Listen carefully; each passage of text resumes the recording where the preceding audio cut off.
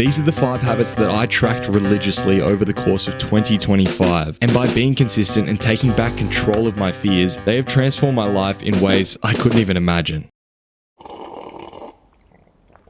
I'm talking getting to work a job I feel passionate about, having real, honest relationships, looking and feeling healthy every single day, and I feel like I'm stepping into who I'm meant to be.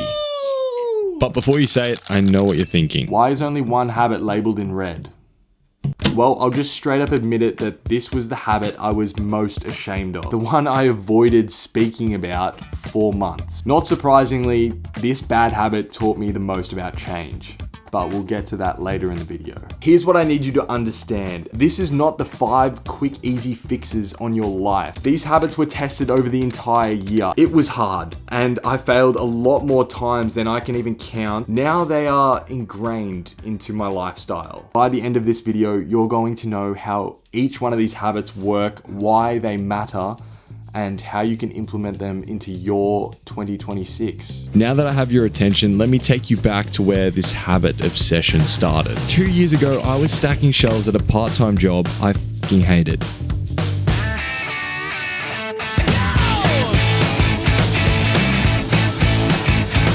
Earbuds in, self-help podcast on repeat for hours. I fantasized an escape I didn't know how to build and definitely couldn't afford to build. As a result, I was headed down a path of acceptance. University was comfortable, part-time job paid for my lifestyle. Partying in the summer was fun. Standard habits of a 20-year-old. But I was well aware that I was in the worst place of my life. It didn't make any sense to me. I was doing the normal things 20-year-olds do, but then I got my heart broken and that really shook my life up. I wasn't being creative anymore despite it being an integral part of my being, and in this time, I had no idea who I was. And that's when it all flipped. I started to look at my habits. I'm actually so grateful for all those hours spent listening to those self-help podcasts because it made me realize that to forge the life I wanted, I just had to take the action necessary to start doing and realigning my habits, my life into being that guy instead of just fantasizing about being him. So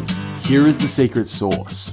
Also, subscribe if you're sexy. Habit number 1, a daily winning streak. Now, this can come in all sorts of different formats, but I have this thing in my journaling system where I write down one memorable thing from that day. That's it. One sentence, one moment, one win. It takes 5 seconds. But here's the crazy part. 2 weeks ago, I was listening to a podcast and they started talking about this concept called delusional optimism. The idea that you can stack wins every day for the rest of your life and literally become a winner just by acknowledging them. For some reason, that hit me like a truck because I realized that I'd been doing this for an entire year, completely unaware that I was subconsciously wiring myself to think and be a winner. So I took the time to look back through the past 12 months of what I've been writing down. And not surprisingly, there was a common trend amongst these moments. They were all written from a positive viewpoint. For example, sick day, actually really nice, doing nothing. Choosing to meditate in a moment of discomfort. Be lying if I didn't have ones like honest chat with a mate was very uncomfortable. But you see, writing one win down every single day is just the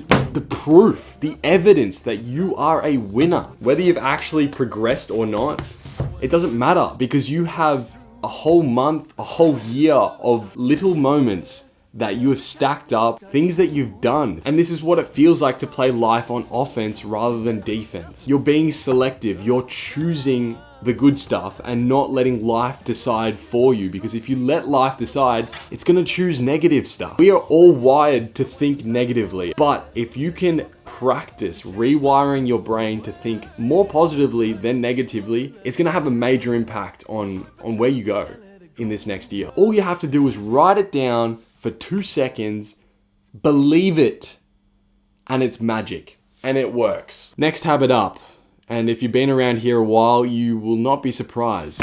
Journaling. But this extends far past just one memorable moment. I'm talking about pocket journaling, daily journaling, journaling on your walls, journaling on your computer, journaling on your hand, anywhere, everywhere. Just write it down, because writing it down is where all the magic happens. Honestly, I just journal to interpret life, gathering information that I get from conversations, from podcasts, from books, from thoughts that just won't shut up at 2 a.m. It allows me to keep digging and to understand what I like, what I don't like, where I'm going, and who I am. Whilst I was away in Europe, I was working in an RV and there was literally no space and a lot of tension in the group. And if I did not have a book, I swear to God, I would have gone literally insane. But anyways, it created the space that gave me clarity to approach situations with more of a level head instead of getting real frustrated. Buy yourself a book if you don't have one. I literally will leave one in the description. Just write down for 5 to 15 minutes and see where it takes you. Ask the important questions. I do this about 2 to 4 times a week,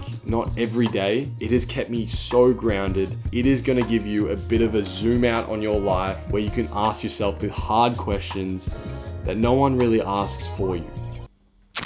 The one that I am afraid to talk about very deeply. And if you're still here, let's get vulnerable. So by far the hardest bad habit I've ever had to shake was consuming pornography. And if this is something that you struggle with, assuming that you clicked on this video, don't worry, you are not alone. You can overcome this in 2026 like I did this year. This is one of the most taboo topics on the internet to speak about. Yet, somehow, Pornhub is the 21st most viewed website in the world. That's actually so cool. Behind things like Google and ChatGPT and Yahoo. So obviously it's being viewed by a large number of people. So why aren't we talking about it? There seems to be a lot of opinions on the rise of AI and social media having too much control, but what about the 46% of people who believe that porn is harmful? Or the half of teens who say they feel guilty or ashamed after watching porn? In March of this year, I couldn't even face up to this personally. It just shows you how afraid I really was to face up to this problem. But challenging that label is actually what helped me take back control. I faced this thing head on. It's the first step I properly took. I labeled it as pornography, what it actually is. Because that word felt so shameful. It just filled me with guilt that I couldn't even say it out loud, and it felt like I was committing a crime when I did. Once I owned up to it myself, I then took the next step. I told friends. I quickly found common ground with the people I was closest with, and then I took an unnecessary next step. I told the internet. It's gone banana. Why is it always about the hard topic? And I was feeling really good. I was feeling motivated, and then I slipped. Labeling it was a great first step, but it wasn't enough to make me quit entirely. I realized that it was in the moments where these urges came over me every day or every second day that was actually the cause of the addiction. I would notice myself conforming to that thought without awareness. So I tried to focus on awareness, that when I had these urges, I had to do something differently. Funnily enough, doing things like my laundry, taking a shower, doing 20 push-ups on the spot right there. This sounds ridiculous, I know, but by doing this, I was trying to reconfigure my brain to gain clarity before I even made any decision. And this tiny bit of extra clarity is exactly what helped me realize that I didn't need to conform to that bad habit anymore. I gave myself a bit of space and a bit of time to realize what my actual priorities were. I can just say that I feel so much more confident. I think it's due to having nothing to hide. No more guilt, no more shame. If you're struggling with this, I see you. In 2026, label it, start tracking it, tell people about it, fight the urge. You're not alone. I know it feels like it, but it's a lot more common than you think. All right, habit number 4 is one that I wouldn't have thought would have changed my entire year, but interact with people you do not know. Here's an idea. Give someone a compliment. Ask them how they're going. Give someone a high five. I love the idea that you're only one conversation away from changing your entire life. Because it's so true. So many micro changes have come from speaking to strangers. And for me, this came easier than most over the course of 2025 because I was going to a run club every single week. I was challenging myself to meet new people and to put myself in the uncomfortable position of a new conversation. Give someone else a platform to speak and to share their story and their knowledge. It's a really good skill to have. In this day and age, it is very sad just how low the bar is set for human connection. If you're capable of listening, having a conversation, going back and forth with someone, you can not only change your life, but change many others. And that's why I think it's so important to practice this skill of human connection. If you can connect with people at a human, authentic level, you will get a lot further than most people will. So in 2026, I challenge you to speak to a stranger for 365 days straight and then come back and tell me that you didn't learn a thing or two. This last habit has been more than just a fundamental for me. It has been a reason why in some of the hardest times of my life.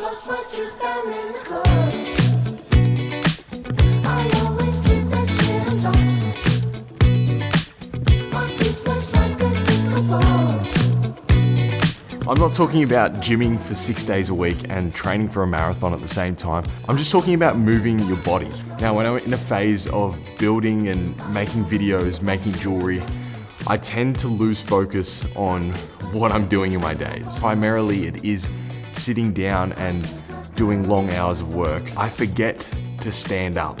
And maybe that's all it takes for me to feel a little less shit. But the solution is so simple. Move your damn body. I love to run. I love to throw weights around. Not because I want to look a certain way. I think that is a big byproduct, and I do really enjoy that byproduct. It is the way it makes me feel. You can just do 20 minutes of moderate exercise and your mood will increase by up to like 12 hours or something. But for me, there's 4 major things of why I love exercise so much. First, massive sense of accomplishment. Win the morning, win the day. It's legitimately a thing. Massive mindful ritual. It allows your focus to be on one thing. Massive progress indicator. It shows me how hard I can push myself and the limits that I have put on myself or I don't put on myself. Massive energy spike. You know, the endorphins are pumping, the adrenaline's going. I'm feeling on. I can come and sit down and really focus on work